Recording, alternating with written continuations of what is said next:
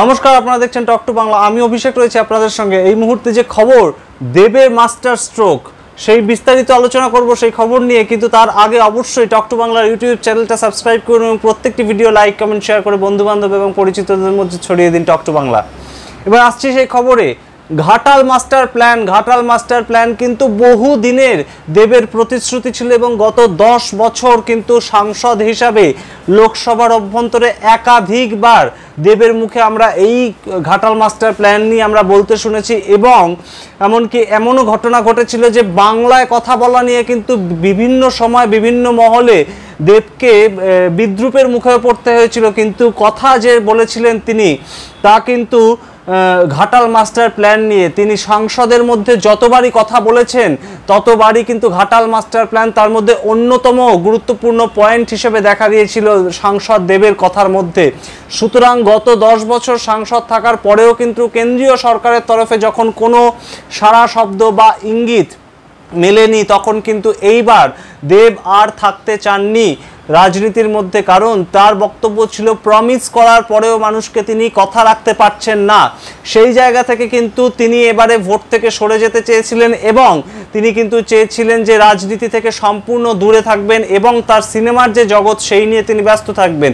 কিন্তু ভোটের আগেই আমরা দেখি কিন্তু যে অভিষেক বন্দ্যোপাধ্যায় এবং মমতা বন্দ্যোপাধ্যায়ের যে তত্ত্বাবধানে মিটিং হয় দেবের সঙ্গে, এবং তার মধ্যে দিয়ে কিন্তু আমরা জানতে পারি দেব আবার 2024-এর লোকসভা নির্বাচনে 18তম লোকসভা নির্বাচনে ঘাটাল থেকে প্রতিদ্বন্দ্বিতা করতে চলেছেন সাংসদ হিসাবে।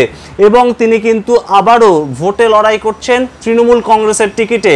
এবং তার মূল যে শর্ত আমরা জানতে পেরেছিলাম ফেব্রুয়ারি মাসের টিকিটে পাওয়ার সময় যে নির্বাচনী জনসভাগুলো হচ্ছিল, সেখানে কিন্তু দেব জানিয়েছিলেন মমতা বন্দ্যোপাধ্যায়ের কাছে যে রাজ্য সরকারের টাকায় যাতে ঘাটাল মাস্টার প্ল্যান সম্ভব করা, বাস্তবায়িত করা সম্ভব হয়, তা কিন্তু মমতা বন্দ্যোপাধ্যায় আশ্বাস দিয়েছিলেন ভোটের আগে ফেব্রুয়ারি মাসে 2024 সালে, যে ভোট মিটলে দেব যদি এবারে সাংসদ হয় তৃণমূলের টিকিটে জয়ী সাংসদ হিসেবে কিন্তু দেব তার যে প্রতিশ্রুতি মানুষকে দিচ্ছেন ঘাটাল মাস্টার প্ল্যান বাস্তবায়িত করার প্রতিশ্রুতি, তা কিন্তু সম্ভব হবে। তার কারণ রাজ্য সরকার এবার নিজের তৎপরতায় কিন্তু ঘাটাল মাস্টার প্ল্যান তৈরি করবে।